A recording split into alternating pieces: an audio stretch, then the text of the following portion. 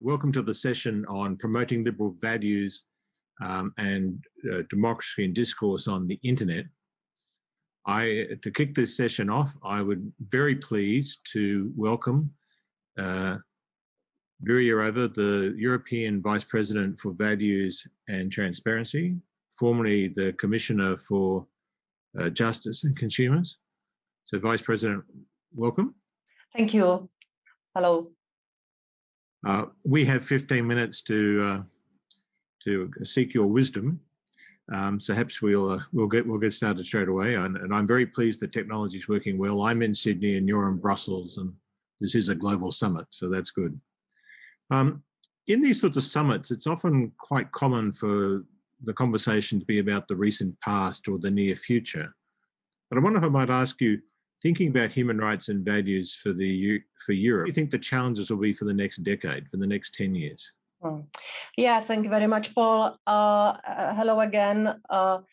I think that it won't be easy 10 years because the first thing is to make the people or make the values and human rights a reality for the people. We sometimes have a tendency to speak about the Charter of Fundamental Rights, which is a fantastic piece of work which guarantees fundamental rights. But I would rather like to speak about the rights themselves. And this is what we have to do, to explain the society that there are rights which can be enforced, which should be enforced in case of some injustice and some gaps. And I think that in the next 10 years, we will be facing two challenges. First, the post-COVID time. I'm sure that the consequences of COVID in our society will live longer than the virus. And we already now see that the pandemic widened the inequality gap and put fundamental rights to the test. And the second thing is digitalization, the transition. It is quicker than we expected. We wanted to digitalize the society in Europe. We even wanted to, I sometimes say, digitalize democracy and democratize digital. And we wanted to have more time for that. But you see that now everything is getting very, very rapid tempo, and so these are two challenges which we will have to not to adapt to, but to be able to face them. And speaking about the technologies, I think that I'm sure that new technologies should not mean new values. We have the values here. We have the rights. Our predecessors were fighting over centuries, a lot of sacrifices, and we have the values which we have to protect even in the technological era. And we, as you know, we are good at regulating in European Union. We regulated first the data protection. Now the world is watching how it works. And thus we want to continue and to react on the digital technologies and the revolution, where we see that the money is pushing it and that the technologies are emerging, that we have to react by meaningful rules. And we want to do it our European way. And our European way is mainly to guarantee that the values and human rights will be present, will be guaranteed. So our European approach for the Europe's digital society include several principles: universal access to internet services, accessible and human-centric digital public services and administration, ethical principles for human-centric algorithms, and protecting and empowering children in online space. These are 4 principles out of the broader list, but these are the main features. And still, I think that in the next 10 years, we will see a lot of fear and uncertainty in our society. we have to try to understand better why many people in Europe are turning to populism, extremism, exclusion, and hatred, and to stop this trend. And by doing so, we should not be lecturing the people or being ignorant or being ridiculing. It means that we have to open up any possibility to communicate with the people, with the general public, with those who are not with us in our bubble.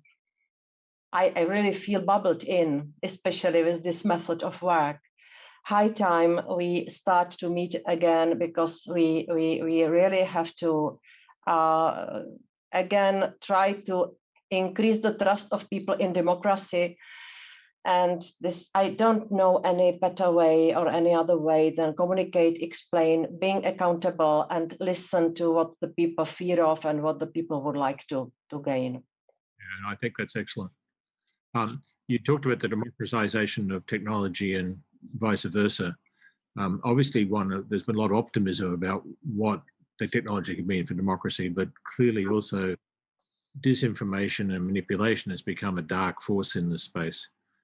You've just released further guidance around the issue of disinformation. How do you see that as helping to make a more transparent environment? Yeah, indeed. By this plan to fight against disinformation, which we presented yesterday, which is in fact the guidance for the platforms and advertising industry to do their job. Yeah, we are not regulating. We are advising. We are demanding maybe the work that should be done by the industry. We want to make the digital world more transparent, accountable, and safe. And there are obligations for the digital industry, and we also have an offer for the people, for the citizens, or advice to be more mindful of what's happening to them, to be more critical about what they read, to be more the masters of internet rather than passive audience. And this is all in our plan. And when I speak about the masters of internet, I speak about the individual citizens who should survive, not being replaced by easy to manipulate crowd. It's a big difference. It's a big difference. So what we are proposing is no censorship. We want more fact-checking, more activity from the people to flag the harmful content if they see something which should be fact-checked. I don't speak about illegal content, because illegal content is clear, it should be removed. And we already adopted legislation to push the platforms to do that. But disinformation, it's not illegal content, it's harmful content. That's why I always say for this work, I have to take gloves. I have to be very careful not to demolish the freedom of speech in Europe. Yeah, so no censorship, nobody will be the arbiter of the truth. I will not become the commissioner of the truth. There will be no minister to become the minister of the truth, neither us nor the managers of the platforms. It has to be decentralized. It has to be the work of thousands of fact checkers, of the people who will announce the harmful content, who will seek for answer from the platforms what has been done with their flagged announcement. And this is a complex of things which have to be done by many different actors. And so no top down measure against the disinformation. Yeah, that's very good. I wonder if I can pick you up on one of those points you made. Talk about people being masters of the internet, and I can see this sort of drawing a line on the previous work you did with GDPR. But individual identity and empowerment's been a part of that European battle for values for a very long time, right? Can you see citizens having control over their personal data and being able to decide more clearly online who could access it, under what terms, how the commercial entities could use that data? Can you see that being a pathway forward which is consistent with European values? Indeed, I think that we maintain the same philosophy, that it would be first individual person who takes care and who has his or her things and his or her identity under control. And it was amazing experience for me. Sorry, I have long memory. I remember when I came to the Commission in 2014, and suddenly the GDPR landed on my table long before adoption. Yeah, and I was not expert in this field, so I realized suddenly, and maybe thanks to the lack of knowledge, I suddenly had a chance to feel something rather than to think about it. And I felt that the level of unfreedom what the people have in internet era, the unclarity about what's happening in the black box of internet, the lack of possibility to get out of the system freely and to decide on own identity, believe me, it reminded me my times in communist regime. Very similar feeling suddenly, yeah? So that's why I believe that with GDPR, we did the right thing to give the people the individual choice, the consent, and of course it has to be balanced and had to be balanced with the clear obligations for those who are collecting data, monetizing the data, selling the data, and who are gaining control over the individual people. So it's a mixture of things, and I believe that we did the right thing with GDPR. Yeah, I can see also the challenge of actually having giving people the ability to actually have terms of being able to negotiate back with the data aggregators and having a power which is not just here's what you've got to protect, but actually here's what I can negotiate back with. And I think perhaps another thing with the data aggregators, we tend to talk with the platforms, but there's so many companies that collect data. That issue of being an information fiduciary. Can you see governments moving to the stage, not just in Europe, where they expect companies to use the data in the best interest of the data subject, not just in the best interest of advertisers? Well, of course, in Europe, I think we are equipped to not to let this happen. That the GDPR is sufficient barrier against prioritizing the interests of business or somebody big's interests rather than the individual people. And let's look again at the obligations those who are collecting data have.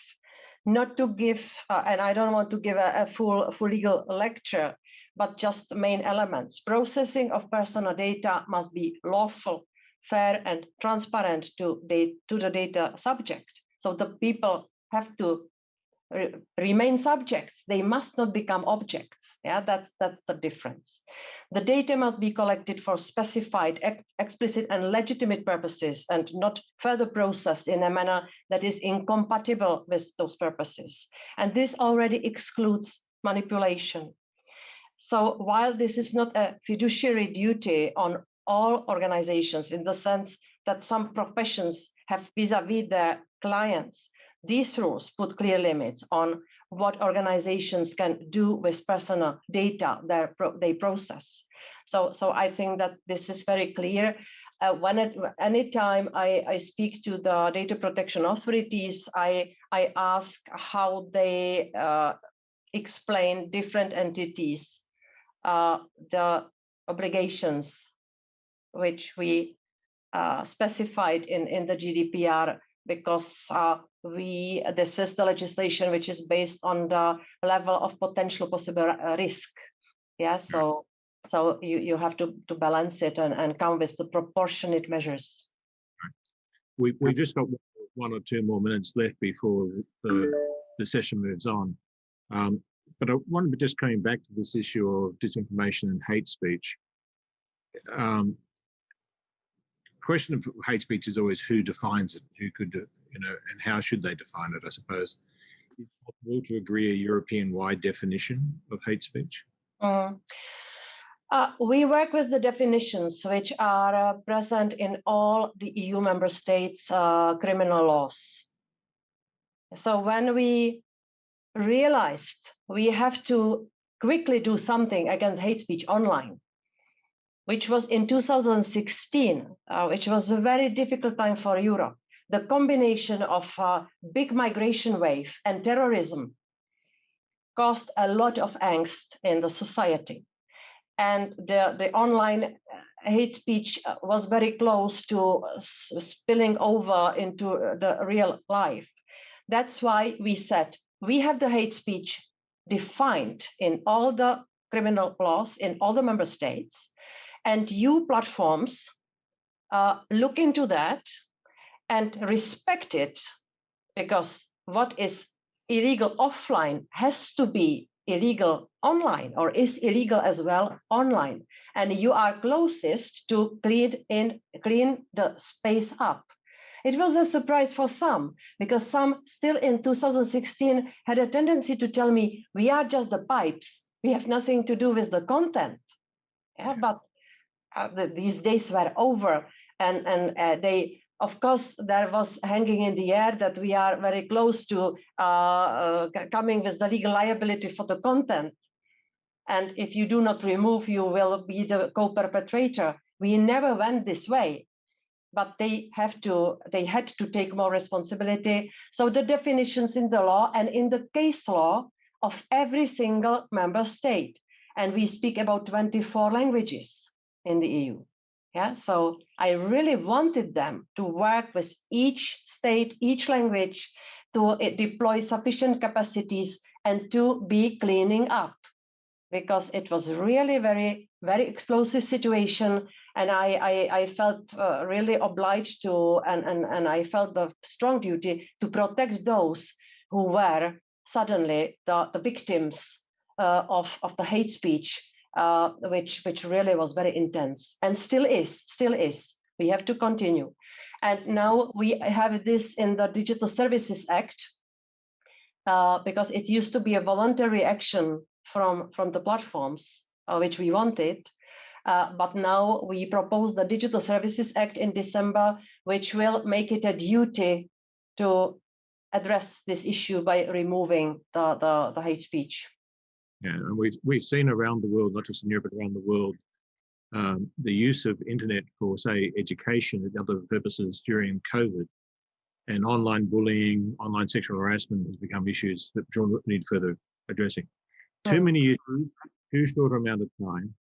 Thank you very much for joining us. Thank you very much for your time. I know you're very busy, and I think it's been a great introduction to this next session. So thank you, Vice President. Thank you very much, Paul, and many greetings to everywhere, wherever you are. From Brussels. Bye. Thank you.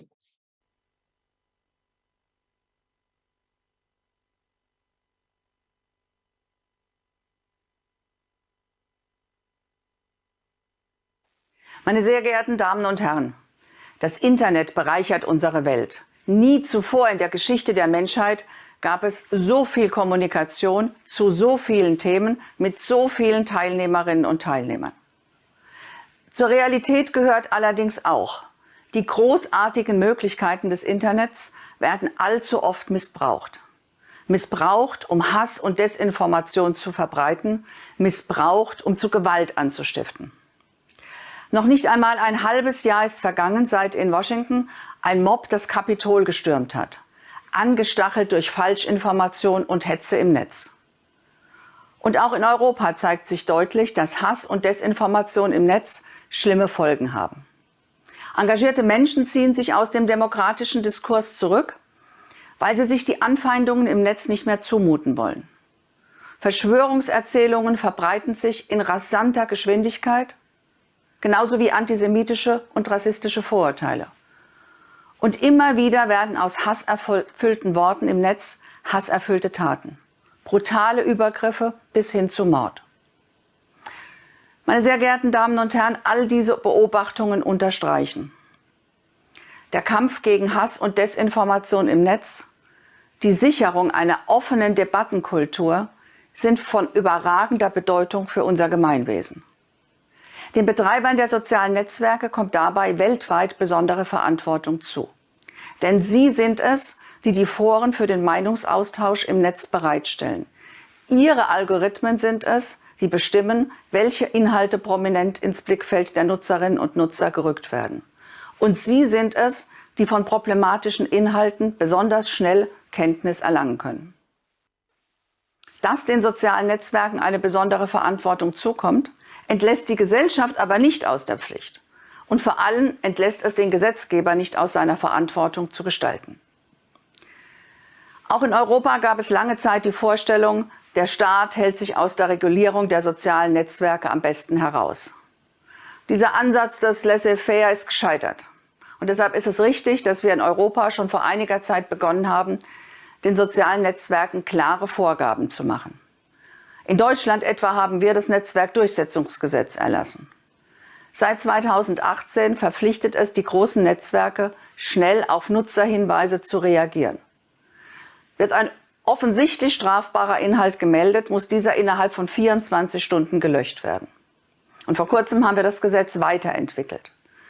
Künftig gilt, wenn ein soziales Netzwerk von einem besonders schlimmen Hassposting erfährt, dann ist das Löschen allein nicht genug.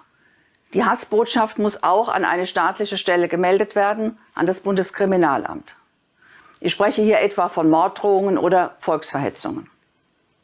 Durch diese Meldepflicht wollen wir erreichen, dass solche schlimmen Hassäußerungen konsequent verfolgt und bestraft werden. Wenn es um die Sicherung der Debattenkultur im Netz geht, dann können wir aber bei nationalen Gesetzen nicht stehen bleiben. In einem geeinten Europa betrifft es uns alle, wenn die Demokratie auch nur in einem Land unter Druck gerät. Wir brauchen deshalb eine zeitgemäße und durchsetzungsstarke gesamteuropäische Plattformregulierung. Und ich begrüße es deshalb, dass die Europäische Kommission Ende letzten Jahres einen Vorschlag für einen Digital Services Act vorgelegt hat.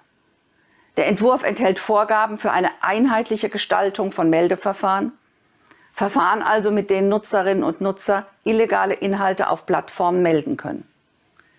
Der Entwurf sieht außerdem vor, dass Plattformen verpflichtet werden, ein internes Beschwerdeverfahren einzurichten. Und darüber hinaus enthält der Entwurf Transparenzpflichten in Bezug auf die Moderation von Inhalten, algorithmische Empfehlungssysteme und Online-Werbung. Aus meiner Sicht gehen diese Vorschläge absolut in die richtige Richtung. Allerdings sehe ich weiteren Handlungsbedarf. Wir müssen sicherstellen, dass die Plattformen ihre Meldeverfahren nutzerfreundlich ausgestalten und es muss klare Fristen geben für die Löschung offensichtlich illegaler Inhalte. Und sicherstellen müssen wir außerdem, dass Plattformen Nutzerinhalte nicht willkürlich löschen. Was in der demokratischen Debatte gesagt werden darf und was nicht, das darf nicht einseitig von Plattformen bestimmt werden. In dieser Hinsicht enthält der Entwurf noch zu wenig Vorgaben. Und wichtig ist zudem, dass die Mitgliedstaaten die Vorschriften des DSA durch weitergehende Regelungen ergänzen können. Denn wenn es um den Schutz von Meinungsfreiheit und Demokratie geht, dann dürfen wir nicht der Logik des kleinsten gemeinsamen Nenners folgen. Dann muss Raum bleiben für wohlüberlegte nationale Schutzvorkehrungen. Meine sehr geehrten Damen und Herren, die Beratungen über den Digital Services Act haben im Januar begonnen. Und sie sind von herausragender Bedeutung für die Zukunft von Demokratie und Meinungsfreiheit, nicht nur in Europa, auch darüber hinaus. Ich bin überzeugt, eine bessere digitale Welt ist möglich. Um sie zu erreichen, brauchen wir allerdings eine gesamtgesellschaftliche Kraftanstrengung. Wir brauchen die richtigen rechtlichen Rahmenbedingungen. Wir brauchen aber auch eine starke Zivilgesellschaft. Nicht zuletzt deshalb sind globale Veranstaltungen wie die heutige aus meiner Sicht so wertvoll. Denn hier können wir darüber diskutieren, wo unsere politischen Prioritäten liegen. Mein herzlicher Dank an alle, die die heutige Veranstaltung organisiert haben und sich an ihr beteiligen. Ich bin mir sicher, Von der heutigen Diskussion können wichtige Impulse ausgehen für die Debatte über die Zukunft der Netzregulierung. Vielen Dank.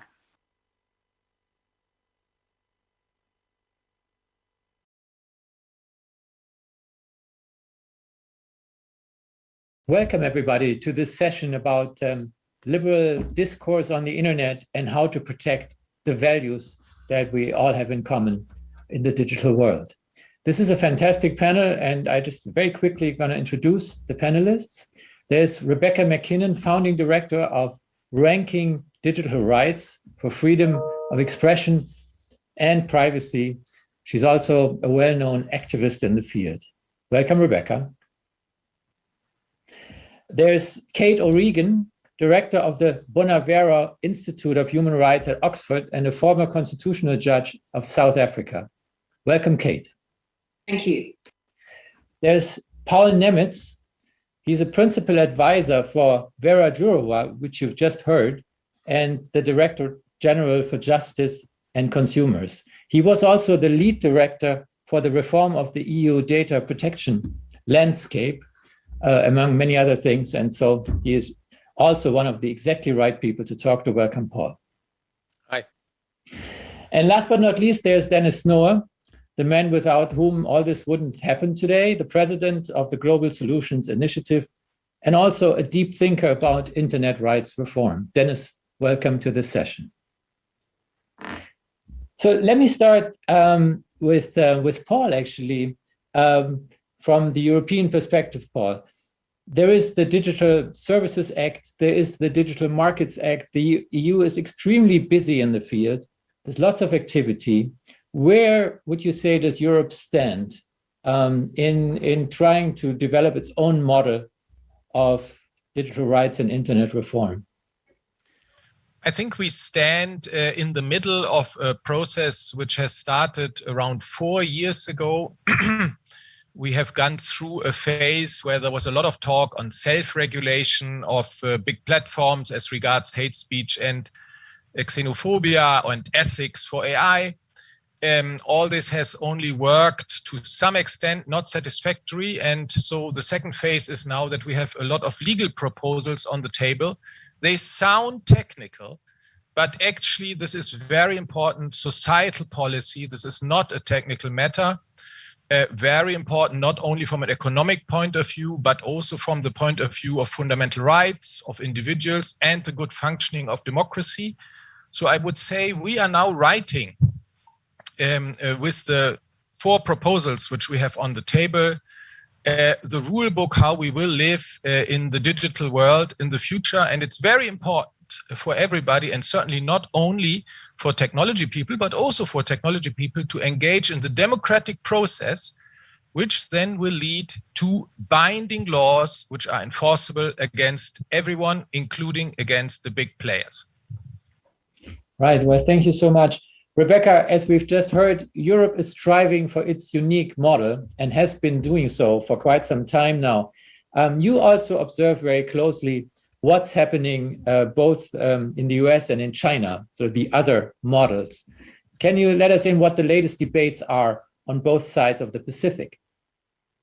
Right. Well, in the United States, as everyone knows, the U.S. is politically quite divided, and not surprisingly, fairly divided as well when it comes to what to do about the internet, what to do about online speech. And there seems to be some growing consensus, I think, from left and right, that there needs to be some kind of federal privacy law, but exactly what form that will take and how long it will take to pass such a law remains hard to say, just given how distracted the U.S. Congress is on so many different levels. When it comes to speech regulation, on the right, you generally have arguments that that internet platforms should not moderate content at all, and should be held that the law should prevent them from doing so. And on the left, you tend to have arguments that would strengthen the responsibility of platforms to moderate content.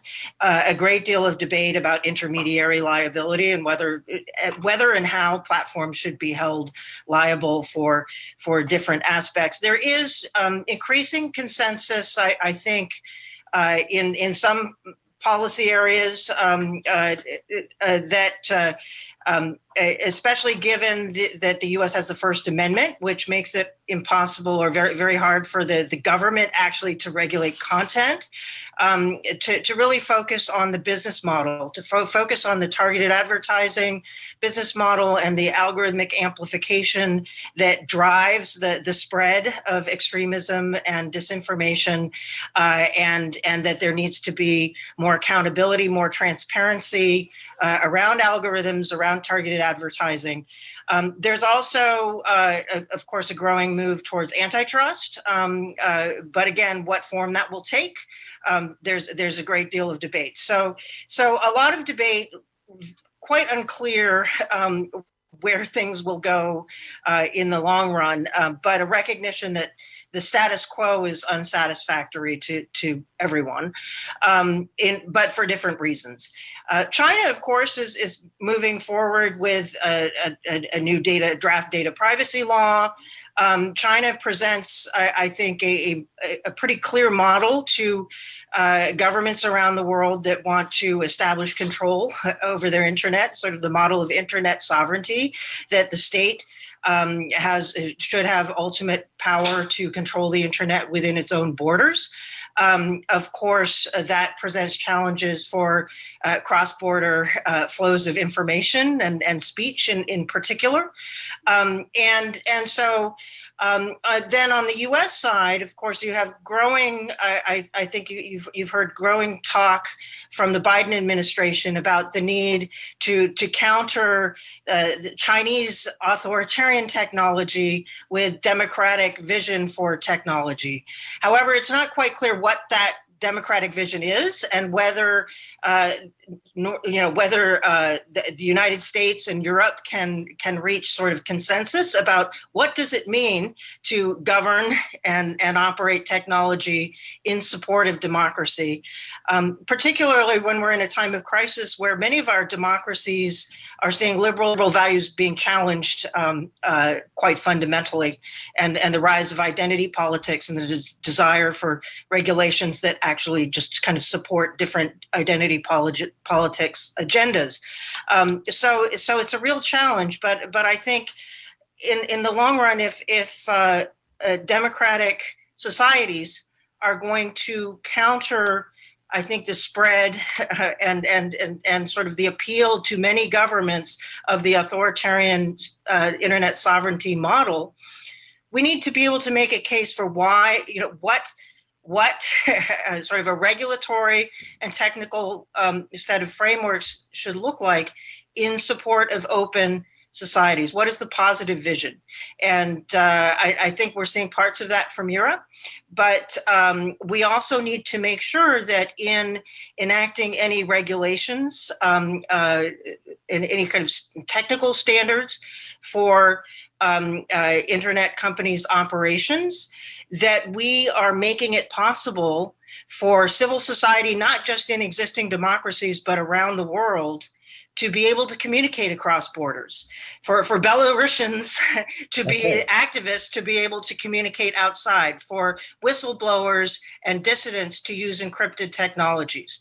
And that is the challenge, is how do we set forth the vision of how the internet can work that not only works for our existing democratic societies, but will enable and support civic space around the world to grow.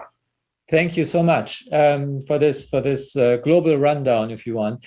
Of course, Kate, being between Cape Town and Oxford, you must have, as we know, a global perspective on these things. And you have done specifically a lot of work on hate speech. Maybe this being taken as a very important example. Where does the evolution stand, and especially where does the international cooperation, the process of international cooperation stand? Well, regulating hate speech is one of the most intractable problems for international human rights law, because international human rights law recognizes, on the one hand, freedom of speech, but it also recognizes a duty to remove speech that can be harmful. And of course, what we consider to be hate speech in any particular society varies enormously. And that variation is partly a matter of political culture, political philosophy, also circumstance. And so in terms of trying to think about how to create a global mechanism for the regulation of hate speech, we're challenged by these two competing sets of values, which will have to be applied in every case in which hate speech is raised. So hate speech is a particularly tricky problem for establishing a global solution to internet speech. Dennis, we've looked at the different parts of the world, and we started with Europe. I'm going to ask you about Europe. Is there a consensus emerging as to how Europe is going to proceed, how it's going to assure where the control over data is going to lie, and how its sort of unique selling point of a model is going to evolve? I think in terms of where Europe will be going, Paul is the expert here, but in terms of where I believe the debate should be going, we have developed a number of ideas in a large international team. And basically, I think many problems that we currently have in the digital space can be addressed by giving users much more access and control over the data about themselves.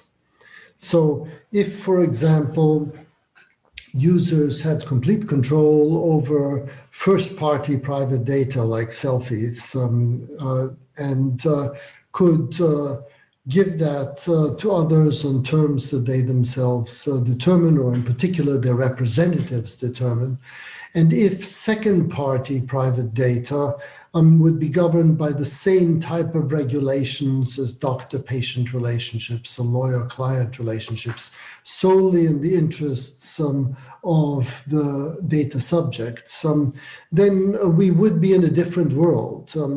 In addition, of course, one would need data commons where people can share data for a specific purpose, and there would be a fiduciary duty on the part of the people organizing the data commons to make sure that the data is only used for that purpose, maybe even technologically impossible to use it for others.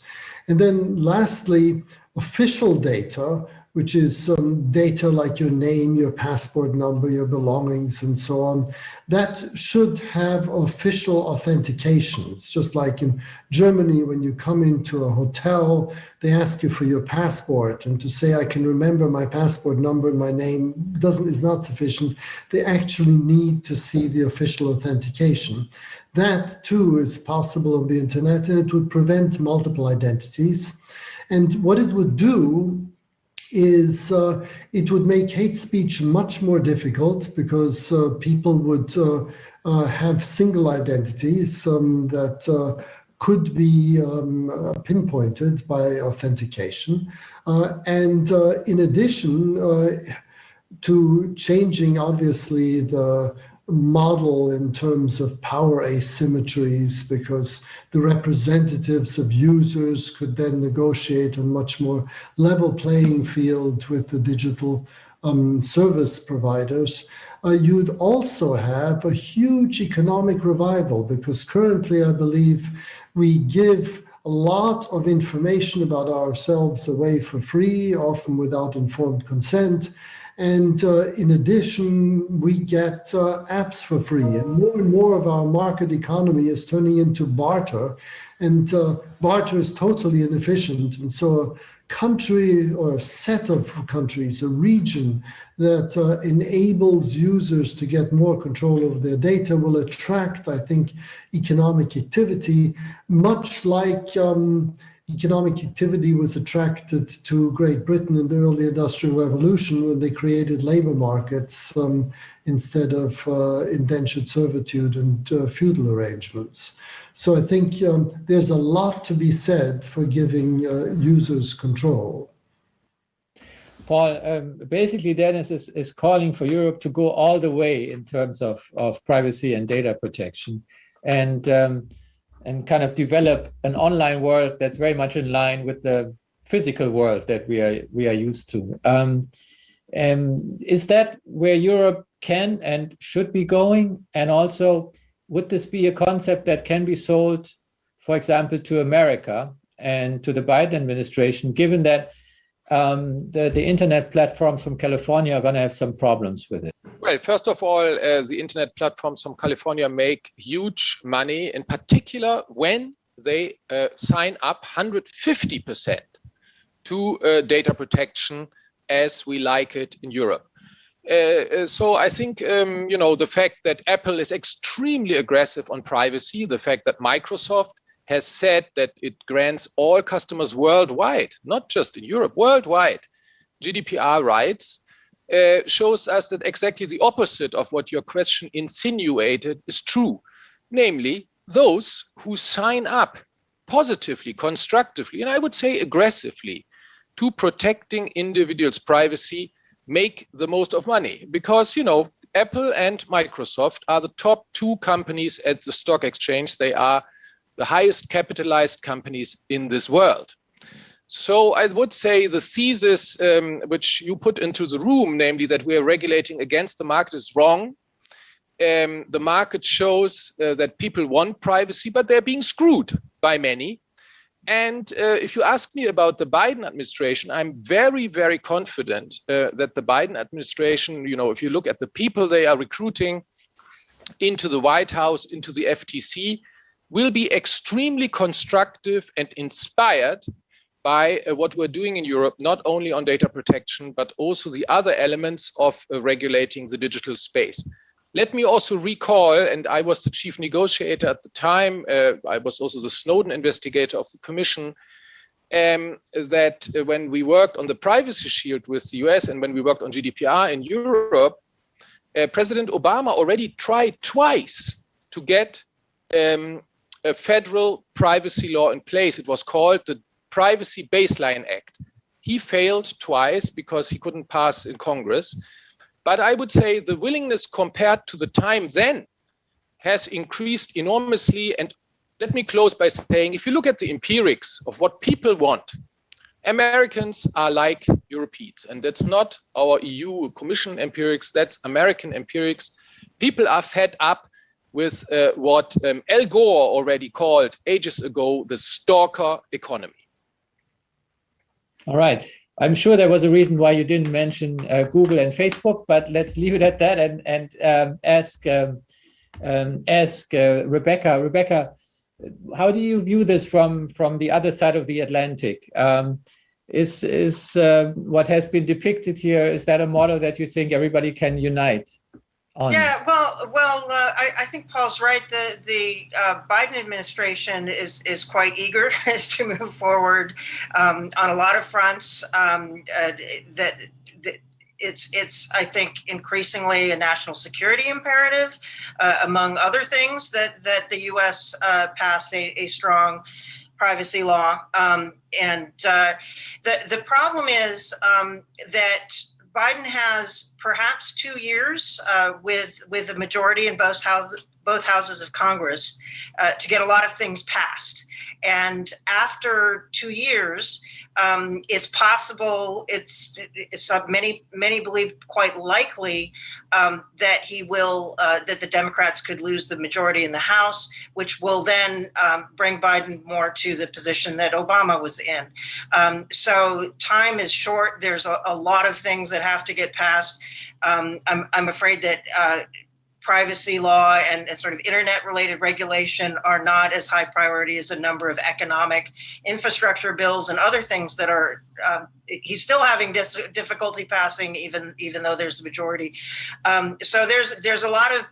There remain many political challenges, but hopefully through the executive branch, the Biden administration will be able to move enough things forward. I do think that there is among public opinion generally a desire for greater privacy protection. That's very true. I also think that increasingly, even among companies that are not Apple and Microsoft, you're starting to see a desire for regulation just so that there's a level playing field, that actually the uncertainty about what the law might be in the future, or the fact that there isn't a law, gives them more, creates more commercial pressure to be exploitative with data. And actually you're even seeing Facebook saying that they would like more legal requirements to create more certainty in the market. And investors are also starting to push for that. So the market, I agree with Paul, does want a regulation of some form. The question is, can the American political system deliver on that? And that is the big challenge. Kate, may I ask you for your take on this question of a united Western world in this question, but also with a certain twist, and that is that protection of privacy and freedom of expression are not always the same thing. They sometimes go at odds with each other. So are we overdoing one with no regard for the other? Yes. Well, I don't. Oh, so, I'm sorry. That was Kate's question. Yes. So I'd like to start by noting that it's very interesting that the large social media platforms, and in particular Facebook, have adopted in relation to their hate speech regulation, their content regulation, something that looks very European.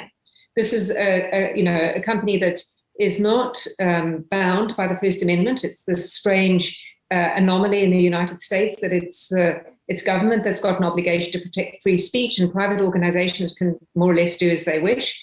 But in seeking to protect free speech, what the Facebook community standards look very like the European community standards. So that would support in a kind of a way your question, that there is a model coming out of Europe that may well have a wider appeal than perhaps we would immediately think.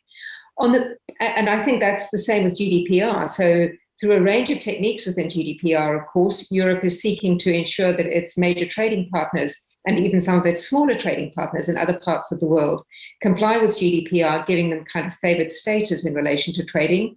And although that's somewhat off to a slow start, I think you're seeing there is an appetite for protection in large parts of the world.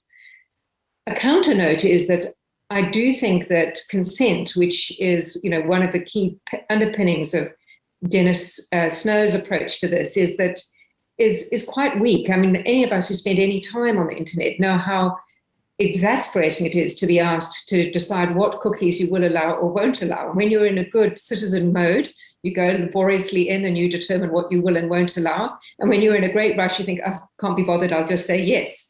And I think it is one of the weaknesses of the kind of consent-based model, is that they are laborious. And I'm not sure exactly what the details are, Dennis, of your proposal, but I think you would find that there's not necessarily the appetite for individual autonomy over these things as much as we would like.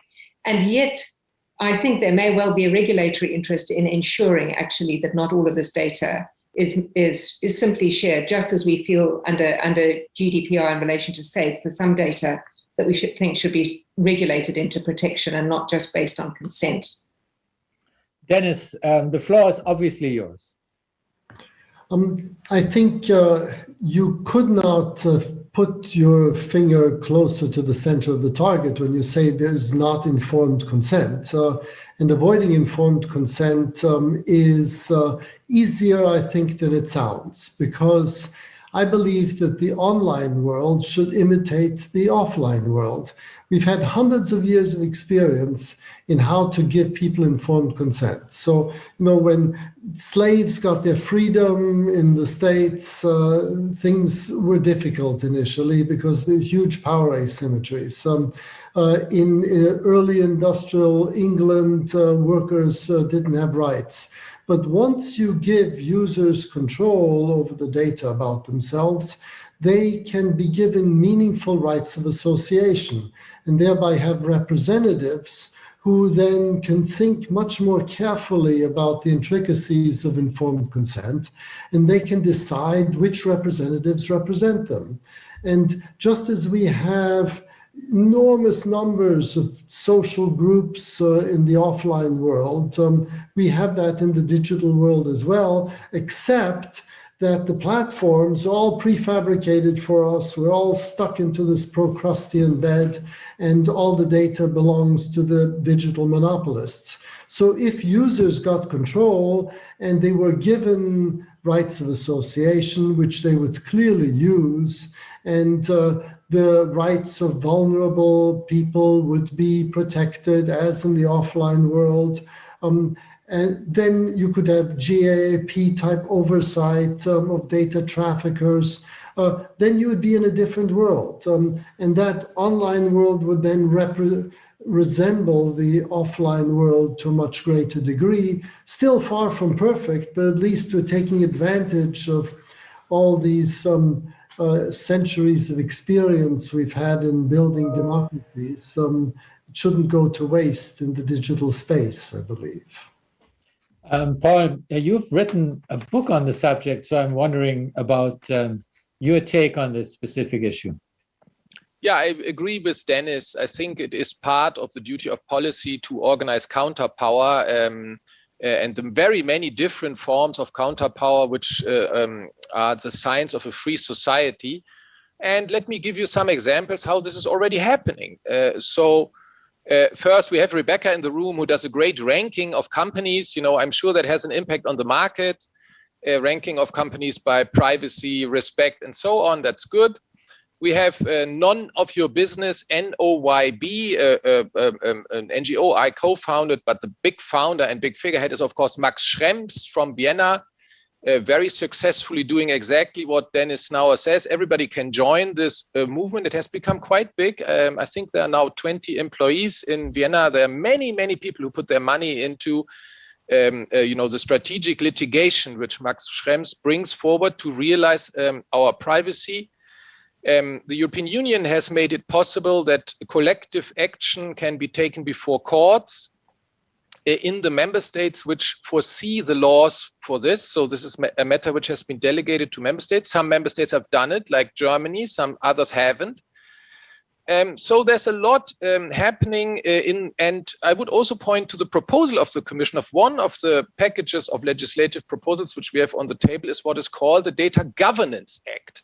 Not discussed enough, because the Data Governance Act foresees a framework for the creation of independent data intermediaries, which would act, and now I move a little bit outside my legal expertise, but back sort of into the field of economists, like banks, like banks which take your money and are supposed to manage it in your interest, but at the same time use this money to feed it into society as investment and credit for companies to be able to innovate. And the idea for the data intermediaries is exactly this.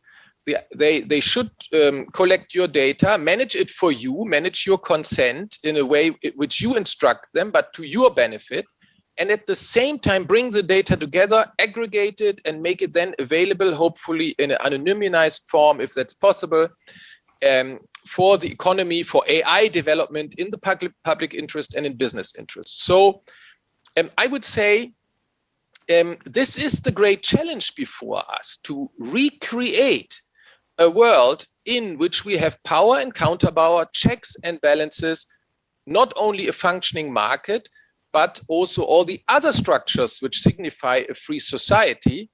And maybe in the future, we will see that the parallel to unions in the labor market, will be data intermediaries, or what some people have called data trustees or indeed data unions. So much is possible. And what is key here is to, and this is what I wrote in my book, to get those who know technology and who work on the internet, who work on AI, who work on the data platform, business models and technology models, to re-engage with democracy. My feeling is many in the technology scene have turned away from democracy. You know, this is a talking shop, you know, only a problem for innovation. And too many people still talk down democracy in such a way, in the classic neoliberal way. Let's stop doing it and let's engage in democracy to make it work. All right. Now, there seems to be some sort of a transatlantic consensus emerging, I hope. 10 seconds each. What's the major hurdle? What's the major obstacle within the next couple of years for this to happen? Rebecca goes first. I think focus and politics, both domestic politics in the US and I think domestic politics in Europe may get pretty challenging in the next few years as well. All right, Kate. Yes, I'd agree with Rebecca. The domestic politics is difficult, but it's also important, I think, to recognize that one needs to take the rest of the world along. This should not just be another exercise in the global north. We need to get on board the democracies in the global south. All right, Dennis. I think it will be hard to get people in the north, south, east, or west to disagree with the proposition that users should have control over the data about themselves. But I do believe that moving in the direction will adversely affect, possibly, or at least temporarily, the business model of the big data service providers. And they obviously have huge lobbying power, and that is going to be one obstacle that governments have lots of experience in overcoming. All right, thank you too, Dennis, and thank you for such a concise panel, hopeful panel. There are hurdles, but they can be overcome. We're out of data, out of time. Thank you, everybody. Bye-bye. Bye-bye.